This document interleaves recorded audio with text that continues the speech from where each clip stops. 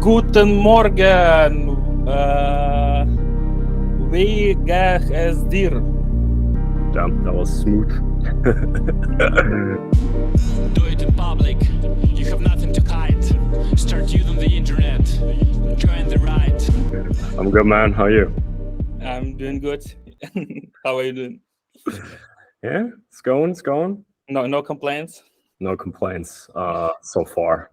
We haven't started talking yet to each other, so. Okay, well, yeah, we already gossiped a bit with Stefan about some complaints, but it was from my side, so that's why I'm asking Stefan. I was just sitting here feeding pigeons as usual, Yeah, but how is the pictures there? I made a picture day. So yesterday it was one picture, or a day before it was a different picture. Now it's a different picture. Damn. That's how we evolve. Every day a little bit. They only do that in Bielefeld, huh? Yeah, Bielefeld. The town that doesn't exist. And by the way, I already was bitten by German tick. Because there are a lot of forests and lakes here. Very, very, very nice. I really love it. So it's like similar to your city, but more like trees and parks and lakes. I really love it, but it's super calm. The Netherlands don't really have any nature, so it's not hard to have more than what we have here. Okay.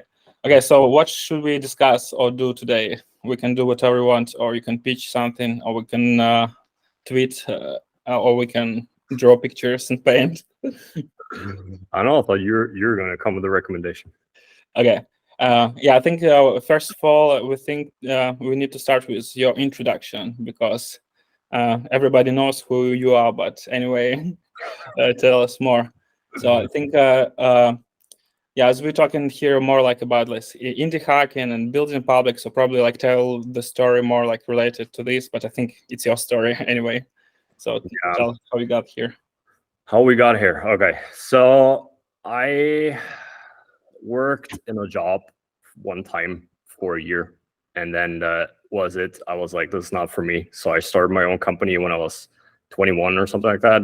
Back in college with some dudes, we were, just tech bros building something nobody wants. So that was my first kind of failure in building a product. But since then, I have, built a bunch of consumer apps. That was my first kind of stage that actually got some traction. Not, in terms of revenue, because there were consumer bets. So go big or go home kind of things, and monetization as an afterthought almost, right? Through all the eyeballs that we can gather. So that didn't go anywhere. And then I joined a venture studio by the King founders. Or they were the board of that studio, and we continued to build some consumer bets. One of them is Everbloom, which is still around. It's invest into creators via NFTs. So that's one of the kind of spin-offs of that studio, because that studio is already closed now. But they continue to live on and help creators grow.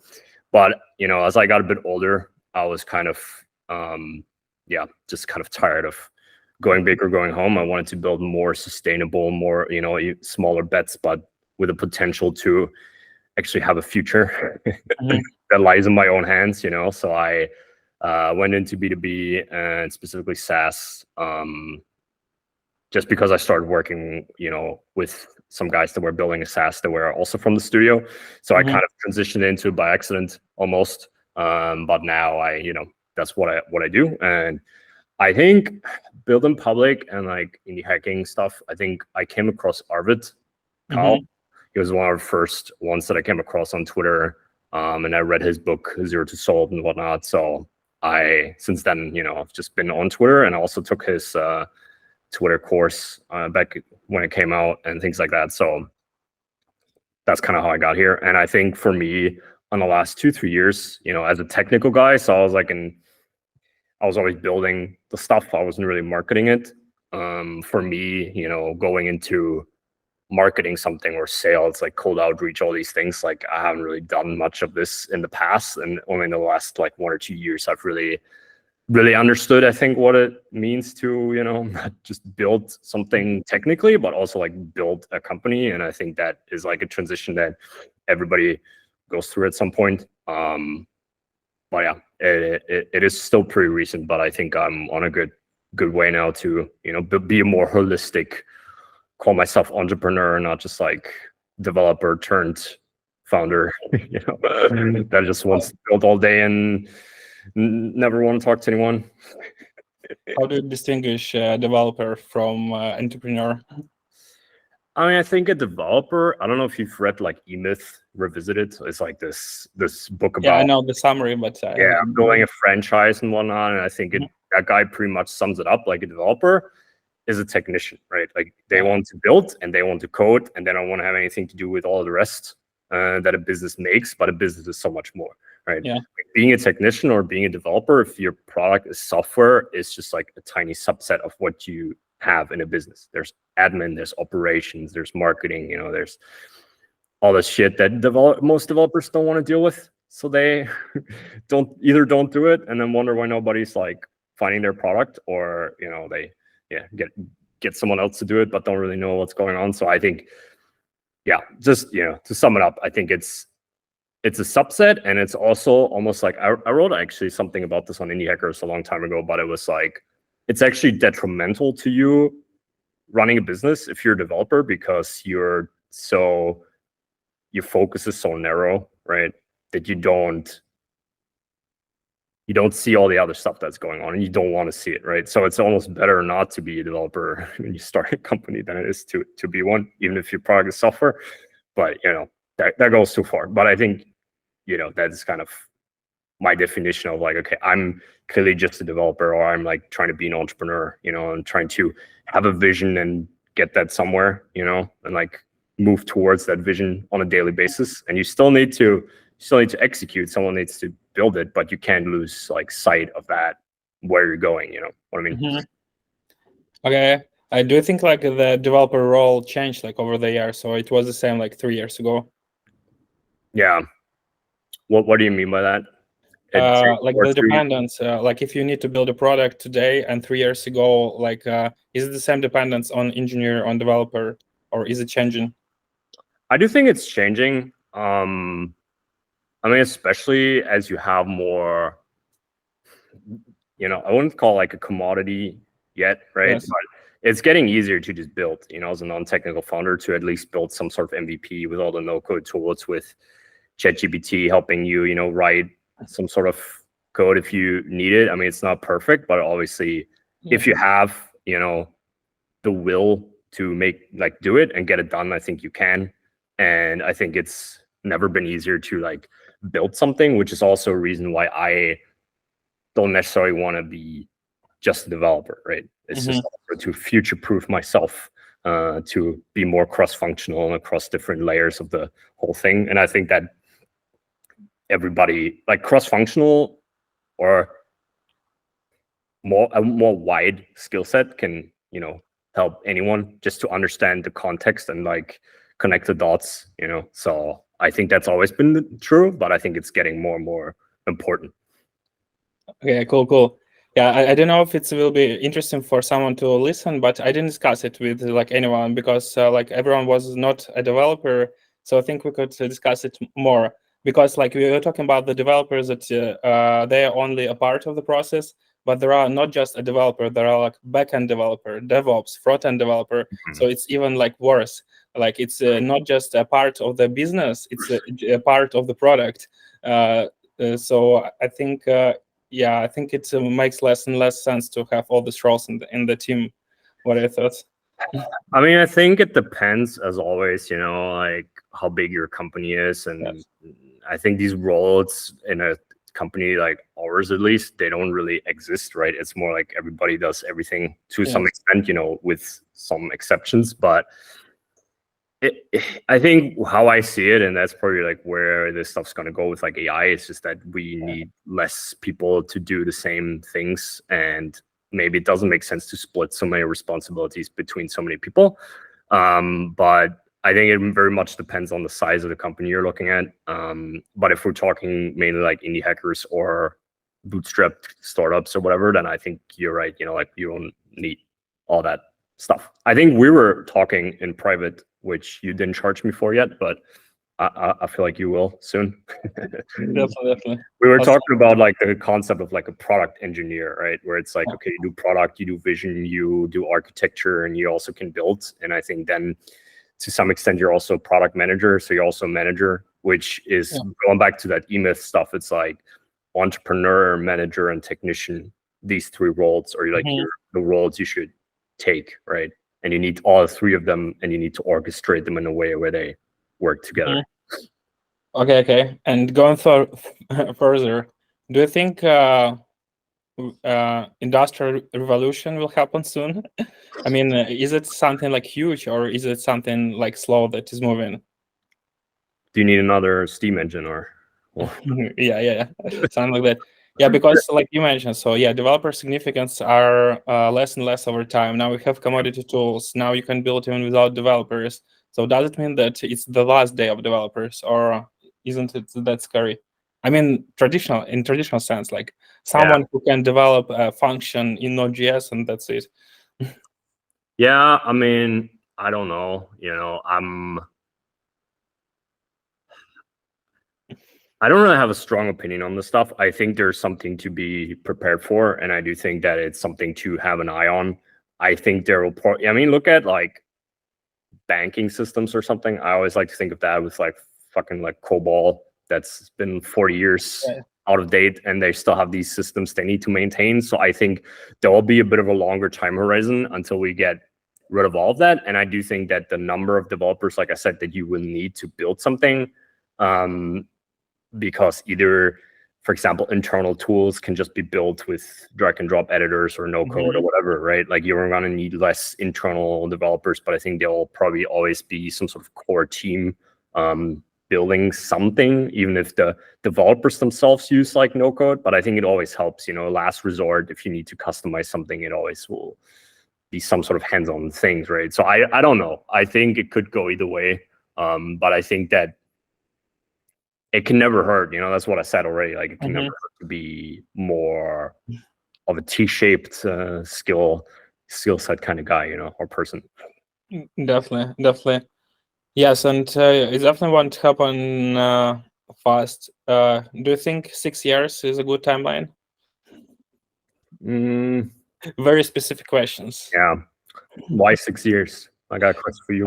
Yeah, because it's 7 extra years. Because in 7 years it will be 2030, and the title of Nana says build startup like it's 2030.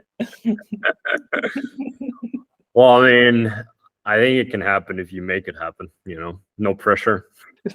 That's what I'm saying, and even with this launch, I don't know if you was following, but yesterday I just tweeted like Stripe link, this three, and we have 3 payments, so we already have 3 users. You can congrats, first $10, but it's trials, so it's trials. Congrats. But I'm pretty sure at this point, as we got 3, I can get like 100, like easy. All I need to do is just start tweeting like this over and over again and start promoting these guys over and over again. It's 100% working. That's what we'll teach them. Like just create Stripe link and now plug in somewhere without like anything. But like first, like do a lot of work for others, like help others, like publish portfolio. So your link is somewhere around, but you're not selling. Like you're not telling like buy. You're just creating content and like plugging the link somewhere. Yeah. Yeah, I mean, I think there is something to be said in terms of like it's almost similar to going from a service business, like not starting a SaaS and like a software, but going from a service business and helping people for free and then selling your service as a service and then transitioning to a SaaS. It's like a pretty similar playbook to that. And I think, helping people on a long enough timeline will always pay back. So that's never a wrong thing to do, I think. And it sounds like a good plan. That's basically what you guys have been doing with us. So. Yeah, so what I'm trying to do now, so like my friends Humus who live here in Bielefeld, and he's doing like music for us, and I think today or tomorrow we'll launch like actual websites with a payment link for him, and we'll start like start monetizing these like music beats. And also like another guy, Vladimir, he's another Vladimir, like not the one that you know, like from Momentum. I named him a chief creator officer. So congrats, Vladimir. And his goal will be to prove. So he doesn't have any computer science background. He haven't ever worked in a company like you, but he like don't know how to code. But he knows how to create Instagram masks. He knows how to create an art that is really gets a lot of use. So he like built a lot of political stuff that went viral, and now we'll try to do the same like in this like startup like area. And I think so for example, he can like launch like merch like for Nana with pre-order. Like if it works, we'll just do merch, so it's like $30. And our goal with everyone will be to figure out, so they have salary now, they have contracts, but we want to get rid of contracts. We want to find a way for them to earn more than the salary, so they can decide whatever they want to do with it, like whether it's a salary or they want to work without us. We think they will work with us because we're cool. But anyway, our goal is to make anyone independent. So it's a big bet now. Can't confirm that you're cool. I don't think so. Okay, let's switch to you. Sorry. So tell what you're doing now, and what are your goals? What are your vision? So we are this year mainly focused on two things. One is a finance app. We have this approach where we partner up with authorities, similar to what you're doing, right? As like some influencer or someone that's like well known in a certain space. And then we basically do that and help them build something, taking a process. It's under like portfolio if you want to have a look at it. That's the whole page, man. Yeah, I mean, I basically, it used to be something else. Yeah, I remember. 80/20 changed it just to kind of show a new vision without having to put in too much work. So it's that finance tool. It doesn't have any information on it yet because we're still like building, and we didn't until like last week we didn't have a domain for it and things like that, which never happens that you don't have a domain for something, right? As an indie hacker, but it did. So that's one thing. But maybe let's talk about the SwiftBrief stuff a bit more, which is actually something we bought. It's all the way at the top. Okay. And, I had to place a backlink on that. I think if you press SwiftBrief, you should land on the landing page. But basically, that we've bought, and it's a tool for SEO agencies to basically automate the process of building outlines, which is for articles. Like if you write an article, you need an outline, and that usually is very time consuming to create. And we use like GPT and keywords, like SEO APIs to pull together and almost compose like a super prompt, quote unquote, that creates an outline that's SEO optimized and then also just fast. I mean, it takes 1 or 2 minutes on average, depending on how OpenAI feels in responding fast or slow, depending on the time of day. So that's something we are growing, and we have a marketing partner for it who is active on Twitter. His name's Flavio. And you guys, so Paralect, you're actually like helping us executing the product. And I have transitioned more into almost like a bubblehead talk role, more like strategy and management. And I'm not doing so much hands-on anymore, but I'm very grateful to have you because I just had too much stuff to do, just one project is already enough, but having two and then having to build everything, you're a lifesaver for me. So we're building that. I'm working on some other partnerships, and we have a steady stream of companies users coming into the door. We struggle a bit with converting everyone, but I think we're, prepared to go the distance and kind of work as long as it takes to figure something out. Like we do have paying customers, but obviously we could have more, as usual. So that's what we've been focusing on. So it is mainly talking to customers that we have, improving the product, and then also unlocking other channels, other like marketing channels other than just Twitter. Because I think we need to we're focusing on agencies because those are the the customers that use it the most and the ones that have the pain the most, because the value metric is kind of like how many articles you do per month, and agencies just have a lot more than companies because that's where all the articles come together, right? Like a lot of companies use agencies to get that stuff done. And so I'm working on a deal with someone that has like a really, really big agency network in the space, and he'll do two things. He'll help us build a better product, because what he's done is basically what our tool does. There's a big overlap, but he's doing it all in like Excel. Like he has like algorithms and formulas that are all in Excel, and he builds a roadmap for a client with that tool, with that Excel sheet or Google Sheet or whatever, and we are looking at integrating that into the tool, and then making it just much more holistic solution rather than just briefs, because I think briefs are a bit of a boring topic these days for people. So we're looking into expanding and building some cool stuff like a Chrome extension, for example, right? Like to basically make it easier for people to pick up the habit of creating briefs if they don't have it yet, or just to basically embed ourselves more in the workflow. That's something that we've done with another Chrome extension we built, and also is actually from Loom, that like screen recording tool. They built a Chrome extension pretty early, and then they also inserted a button next to GitHub, like in GitHub next to comment, and then also in Gmail next to the send button. They just had like a tiny button to trigger Loom from there. And basically that kind of hooks their flow, because you're trying to build if you're trying to build a habit, you have to make it really easy, right? And so it's all around like setting up the environment for the person to almost not be able to miss the trigger, which is like if you're insert yourself into where people already are and people are already looking just next to it, right? Then that will be a visual cue to activate the person and do the loop, like the habit loop. And then what Loom also did really well is that when you receive a Loom, people will see the logo and they will check out the site, right?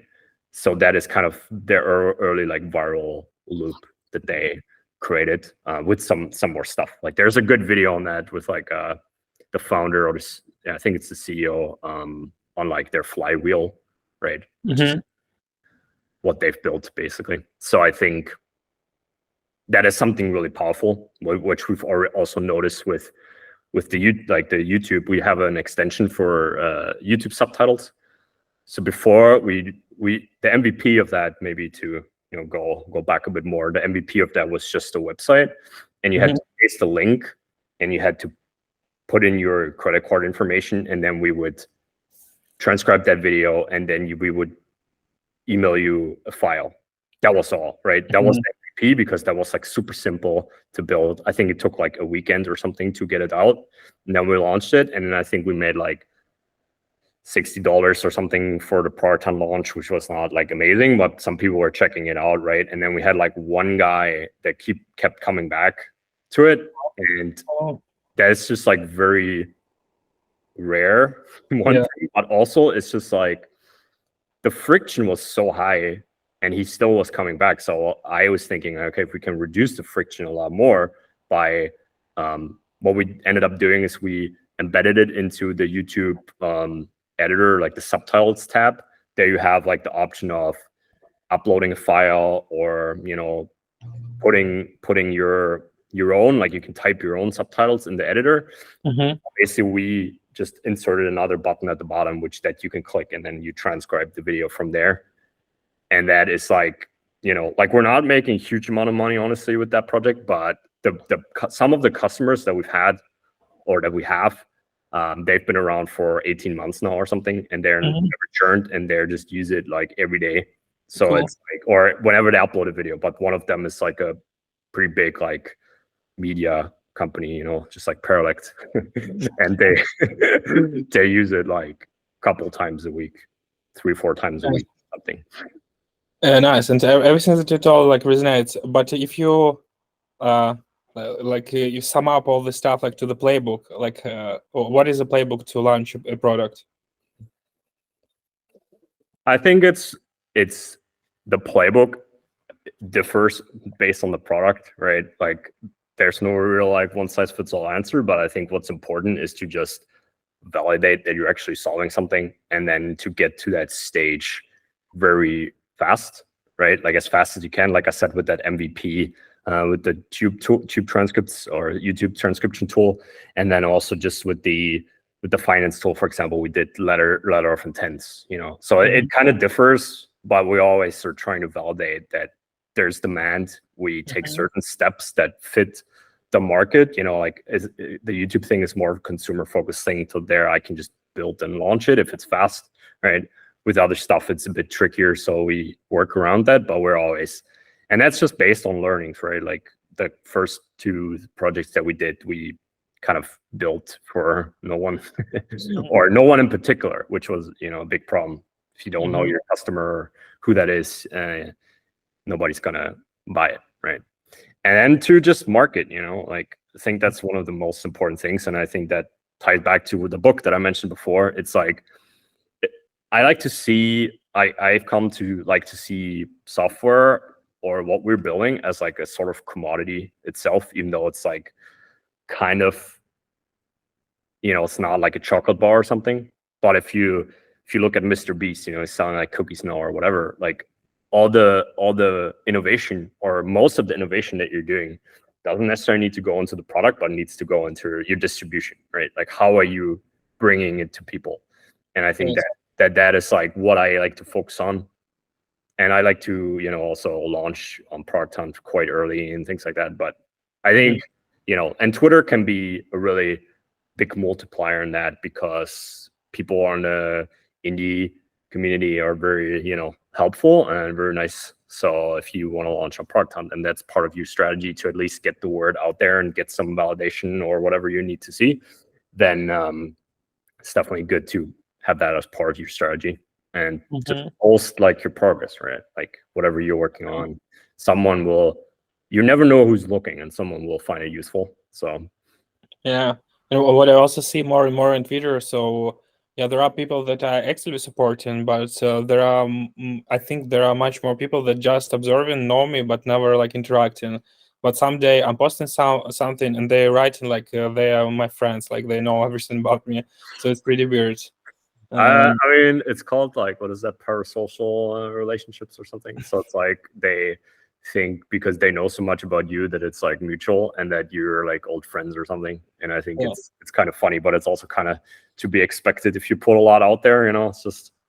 Yeah, but the thing is that I wanna, so as they are in my audience, as they're happy to read like 100 tweets a day, now the next step will be, hey, everyone from my audience, now you post the same amount of tweets or I'll block you. I mean, like, so I'll stimulate them like really to engage and do stuff, like not just sitting around. I mean, will grow my account, so it's pretty interesting. I was like that in the beginning as well. Like I've had Twitter for a long time, and then first I was just following like big VCs or something, specific accounts, and then like I said, I found Arvid, and then I followed some other bigger like bootstrappers and things like that. But I would just consume, I mean, most people are just consuming. And I think even if you just comment and you add a tiny shred of value, then you're already like, I don't know, part of the 10% or whatever. Yeah, that's how I buy them. Tweeting yourself, it's like, you're part of the 1% that actually like creating something on a platform. And I think, I'm not surprised that that's out there. Yeah, and so you this thing about 1%, right? So I'll show you, because it's now, so it's not pinned, but I'll show you. So that's how I actually pitch it. Yeah. So like open yourself for vulnerability and create. That's how you join 1%. So that's what you mentioned. Like, yeah, if you comment, you 10%, but if you create, you 1%. So I'll make them create. You can just set up bots for them, then they'll be creators. Yeah, I think it will someday, but only after they like proved that they understand what's going on, then they can use bots like to optimize further. Is that part of the offer of Nano? Yeah, we can talk about it if you want, but probably we can ask something from you. No, I mean, it's all good. Let me know. I saw it and I saw your launch, but I didn't necessarily understand 100% what the offer is. I think I wasn't alone. I think a couple people were a bit confused. But yeah, and some guy just like reach out and ask 10 questions, and I say, dude, we're early, and most of the question will be just try and see if it works, and he ask no longer and pay it. So that's our strategy. But basically, I tell you, so here's was our thought process. So we were thinking, okay, how do we monetize Nana? So we created this all startups, but how do we actually make some money, but without like overcharging and so on? And we thought, okay, let's introduce this paid plan, but what usually community do? So you pay money just to join a private Slack channel. That's it. Like, let's say so. Because, okay, in community, you will have probably like weekly events or monthly events, but basically you're paying just to have access to some specific group of people, something like that. And sometimes these courses, like if it's some Twitter course, it sometimes costs like $1,000 or like $1,500. Did you see like courses like that or not? Do you understand like the type of coaching? I can imagine what you mean. I mean, the course and then some community attached to it. Yes. So it's like usually like Twitter course. I will teach you how to tweet, and you will have personal access to me, and you will have a private Slack channel. So that's their usual pitch. And like Twitter course means I will tell you that you will need to tweet once a day and replies 10 day. And so I mean they're useless because I spent a lot of time. Spent a lot of time also on these courses, and I didn't learn anything from them. So we thought we really didn't want to create anything private, like private Slack, because it's pushes us to be there in Slack, but not at Twitter, and we lose again all this like transparency and stuff. So we started thinking, okay, let's just make it public, but still pay it. So they're paying but they're not joining private Slack channel. It's everything in Twitter, and they leverage it because they are not communicating on Slack and sharing their thoughts in Slack. They are sharing them in Twitter. So everyone around see them, everyone communicates. And our goal, like, is a community. For now, it's like Paralect, but later it will be more and more people. Like, it's not only Paralect, it's already you. It's already like these guys, Alex, Sandro, Dan. It's already a part of our community. And our goal will be like during this like first like now it's 7 days, like we call it grid. So 7 days we just see how like who they are, like what they think about, what they are going to build. And my goal is to give them some challenge for this 1 week. Probably someone writes bad tweets, probably some afraid to show their face, probably someone afraid to launch the product they already built, like, and I say like launch it today. And if I give like this like task and they ignore it after 7 days, we just like kick them off, because there is no point to be there if you just don't care about our advice. So you won't get anything out of it. But those people who will follow advice, like, we'll add more and more. Like, we'll create designs. Like if someone will like code some no-code prototype, basically like okay, now we built this prototype. Now you go and get us 10 customers. Then we'll talk, something like that. And in 10 days, so we'll charge the full amount after the trial. But during this 10 days, we will confirm the goals with them, like for the months. They can say, I want 1,000 users. I will say it's bullshit. You can get probably 1 user. Let's like figure out how to get 1 user first. And here's what you do. Like, you daily post like updates from your project. You launch on page today. You set the price. You do it daily. Agree. And he's doing like all this advice, and for sure they will grow. I know it. We already show it, so there is no reason to grow. I don't know how to measure it. I think it will be like, if you don't feel that you get enough like results for the money, just refund and like leave the community. Yeah, I mean, it's interesting that it's. Man, I can talk about it forever. Probably we can schedule another call, because I want to hear your thoughts about it. But really, it's now about like creating $1 billion company, and creating the company that don't force you to be on calls, don't force to like create stupid proposals and like live from budget to budget. It's more like about like community where everyone launches startups and everyone like use their startups to grow. kind of like YC. So they have like discounts for YC startups, but global. Yeah, I mean, it makes sense. I like that it's public. It's different than the rest. I guess it's nice because while you don't have to do both, right? Like you don't have to engage in the Slack community and then you have to convert that into content on Twitter afterwards. You're doing it at the same time, which I guess is smart. I wonder around sharing things you don't want to share. I don't know if there's anything you shouldn't share. I mean, there's some things, but yeah, again, like our goal will be growth. So yeah, if there is no growth, then we shared something wrong. I mean, it sounds good. Yeah, it's weird, like nobody get it, but I want to keep it like that. Nobody get it. I want to show like you just see our case studies. That's like that's the only thing that you should see. Like And the thing is, nobody. I'm not sure if it's nobody gets it because it's new. I think you're right. As soon as you have some results, it's all that matters, and then you can say like, oh, these are the results and this is how you get there. And then it becomes clearer. I think it was just, it also kind of came out of nowhere, which I guess that was your intention. I was like, what is this? Like, what the hell? But yeah, I mean, I'm a big fan of like experiments. I know you're a fan of experiments as well. Yeah. Well, you'll see how it works and see what sticks. Throw some shit at the wall and see what sticks. Yeah, let's see. Yeah, we can really like if you have time, we can schedule another call. We can record it in private if you want. But I'd like to hear your thoughts because like there are so much. $999,000 if you want to call. Yeah, I'll pay it. You pay me first, and then I pay you, and the margin is mine. Okay, we have only like 6 minutes left. Let me check like if we have questions. Okay. Oh. Okay, so the first question, yeah, because it was Arvid was in my comments, so I thought Arvid asked question, but no.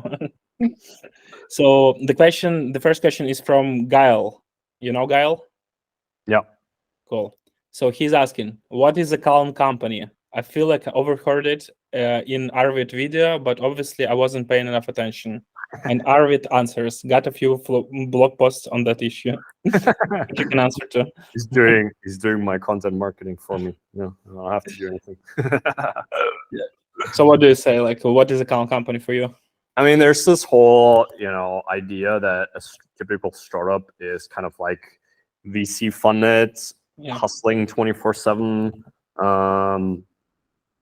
Whatever, right? Like that's kind of what people see as a startup, and a calm company is basically one that prefers sustainable, slower growth in a market that is, there to stay. Not chasing some shiny object, but basically, like from a perspective of what you're doing is you're emphasizing sustainability of the business over like growing fast at all costs, right? That's kind of what it boils down to.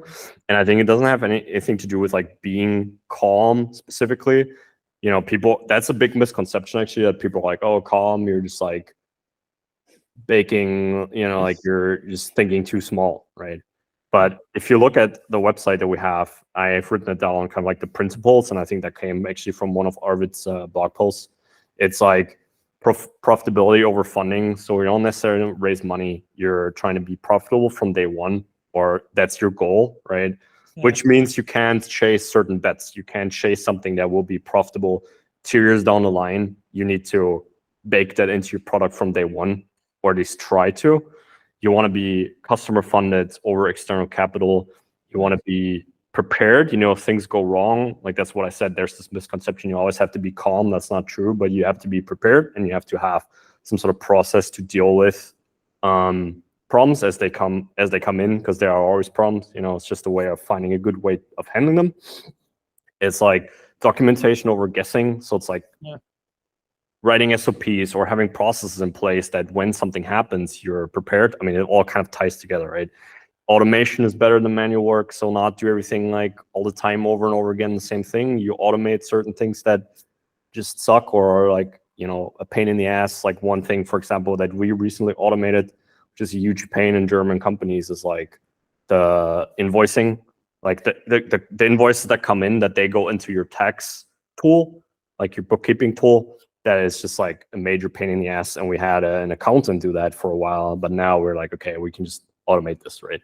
And then we don't have to do it all over again, and we don't have the guesswork, and we don't have people running after us because some invoice is missing and things like that, right?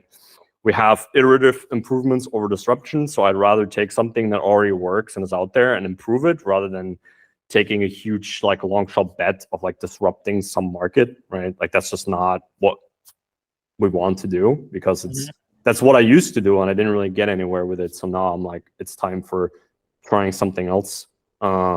And also, we want to prefer sellability or IPO, which means I'd rather build a company that sells for 10 million, but retain most of the control over it, because I don't need to raise 50 rounds of venture, rather than building a unicorn, but then be miserable while I do it. And then also, sell for €5 more than what I get out of building something that's like sellable and I have more stake in. It's a bit exaggerated, but I think the chances of success are much higher than, chasing $1 billion valuation or IPOing at that scale. And it also comes with a lot of very different problems, right? Like, it's almost impossible to scale to this size without scaling to like a huge team.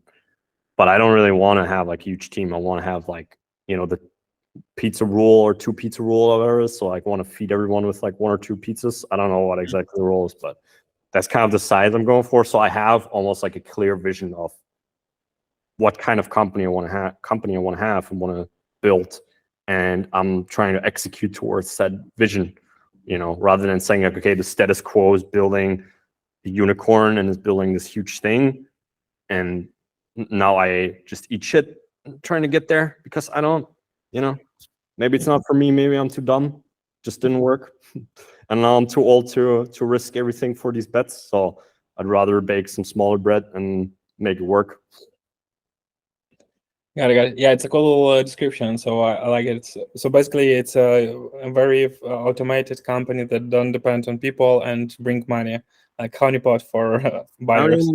With sellability, it's like you're creating structures, you're creating systems, you're creating automation, everything that makes it easier to hand that over to someone else. And all that stuff also helps run the company with less overhead. That's basically it, right? And it's just why I like the term. I mean, it's basically like bootstrapping, and like being efficient and being like resourceful and whatnot. But then just like in one word, it's just not very popular. Like, it's not super well known. We'll make it popular. And I think I'm working on that. I mean, Arvid is working on that, posting blog posts under tweets that talk about it. And also like the Calm Fund, they invest in specifically these kind of companies. I think you've heard about them. And I think it's something to strive for. And it's something that most people want when you talk to indie hackers, right? They're like, oh, I want this company that's basically like some sort of cash flow machine, and I don't necessarily have to work on it 24/7. Yeah. It's not that easy, but it's possible, like you can get there. Got it. Yeah, sorry, man. So I need to join this Have Fury and Spaces, and we didn't even ask all the questions to you. Sorry, but let me ask you a last question. Like, what is your message, like tweet size message to the Building Public community? My tweet size message. Yeah, like not very huge, something actionable. Well, do you not have Twitter Blue? You can write something long. I don't know, man. What is my message? Just do it. I want you to get cease and desist from Nike. Good. What is it? Launch it like it's 2030. Or what is your slogan? Yeah. That is the one. Yeah, don't wait. Do it like it's 2030. Yeah, exactly. Like cool. Yeah, do it is a nice thing. So it's cool. Yeah, thank you, Stefan. And yeah, really, let's jump on another call if you want to hear all this stuff. And yeah, thank you for joining. All right, man. That is stuff. Okay. Yeah, thank you. Bye. Do it in public. You have nothing to hide. Start using the internet. Join the ride. Do it in public. You have nothing to hide. Start using the internet. Join the ride.